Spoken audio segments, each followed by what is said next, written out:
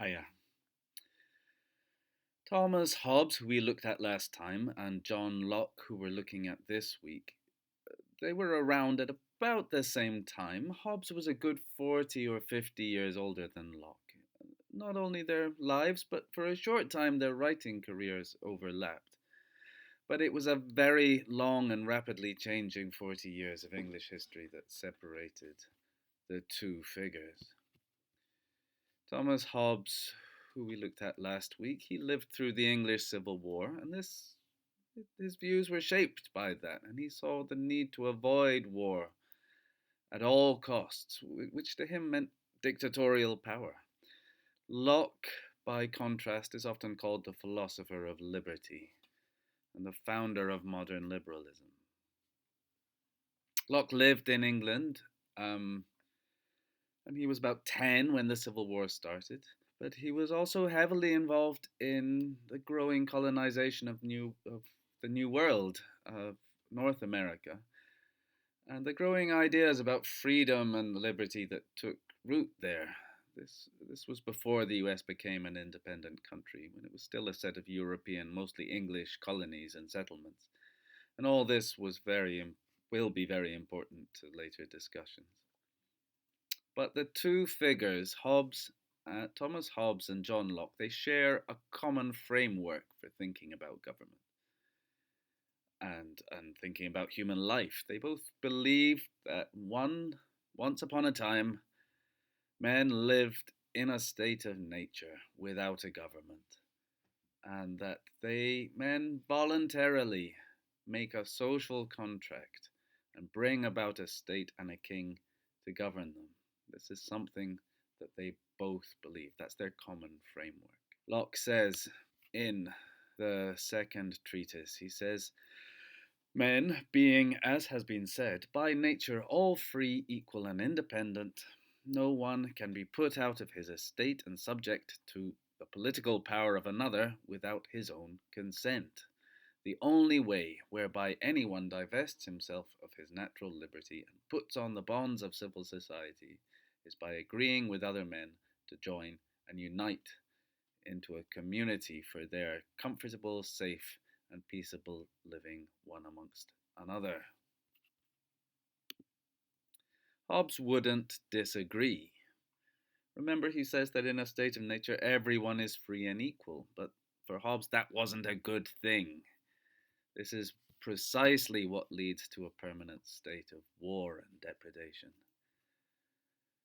And that's what the social contract for Hobbes and sovereignty and the sovereign state has to act against. You have to sacrifice your liberty on entry into a civil society. You have to hang them up at the door, if you like. Locke's idea of a state of nature is a very different kind of place. He had a vastly higher opinion of mankind, it seems, mankind in his unaccommodated state. For Locke, men are naturally sociable. We're born into association with each other. This given original association we might call simply society. Hobbes didn't talk about society. There was the individual, solitary and hostile, and then there was the state, which brought them all together. But society is something other than just individuals, but it's not the state either. It's a kind of something in between. The UK Prime Minister Margaret Thatcher famously said that there's no such thing as society. Well, Hobbes might have agreed, but John Locke wouldn't. Society for John Locke is natural. It's there at the beginning. And the state of nature has laws, not legal statutes, not positive laws made by a king or parliament, but laws, natural laws, laws of reason.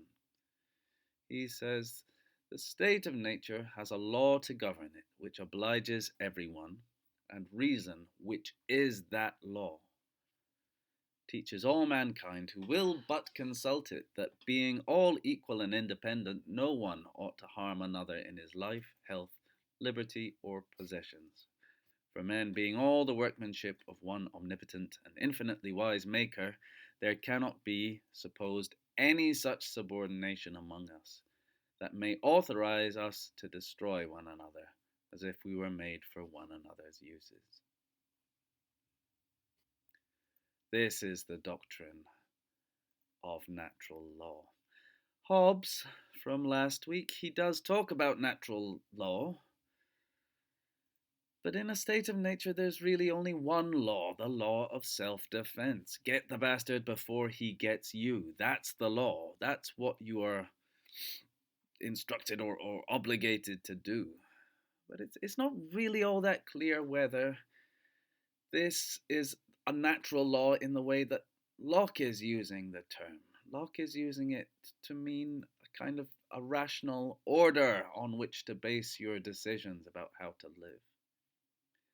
For Hobbes, it's a law of nature in the same sense that gravity is a law of nature. Free bodies fall to earth.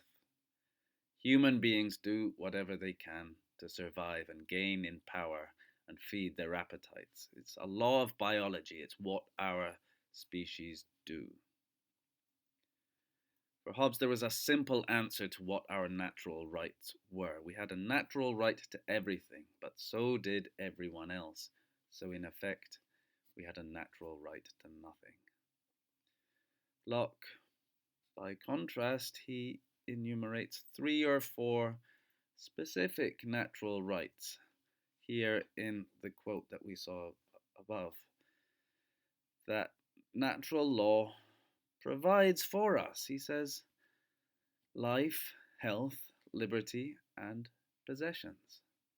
Elsewhere, he rephrases it slightly. He calls it life, liberty, and estate. Estate meaning property, land property, or anything that derives from that.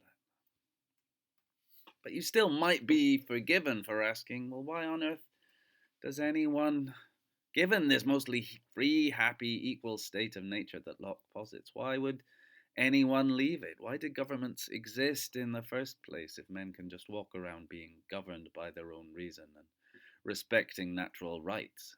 And Locke poses this question and offers an answer. He says, if man in a state of nature be so free as has been said, why will he part with his freedom? Why will he give up this empire and subject himself to the dominion and control of any other power? To which it is obvious to answer that though in the state of nature he hath such a right, yet the enjoyment of it is very uncertain and constantly exposed to the invasion of others. For all being kings as much as he, every man his equal, and the greater part no strict observers of equity and justice, the enjoyment of that property he has in this state is very unsafe, very insecure. This makes him willing to quit this condition, and it is not without reason that he seeks out and is willing to join in society with others. So here Locke begins to slide back and he starts to sound quite Hobbesian again. The two thinkers begin to reconverge. Locke here is very much a kind of Hobbes light, much more mildly phrased version of Hobbes. Instead of life being solitary, poor, nasty, brutish, and short in a state of nature, Locke concedes that the greater part are no strict observers of equity and justice. This is about as much as he'll say. And this is why government is necessary, he believes. This is why men need to gather together and make a social contract and submit themselves to government. But there's still a fundamental difference in the two thinkers in how they conceive of the relationship between the state of nature and the social contract, between natural rights and man-made rights. For Hobbes, the state is there to provide security in exchange for the natural freedoms given in a state of nature. Subjects give up those liberties. They don't want them anymore. For Locke, instead, it's precisely those liberties that the state is there to protect. It's those rights that the state should base its legal rights upon. For Locke, the law needs to act in accordance with natural rights and freedoms. In Hobbes, the law acts in opposition to them. It's a counteraction against them.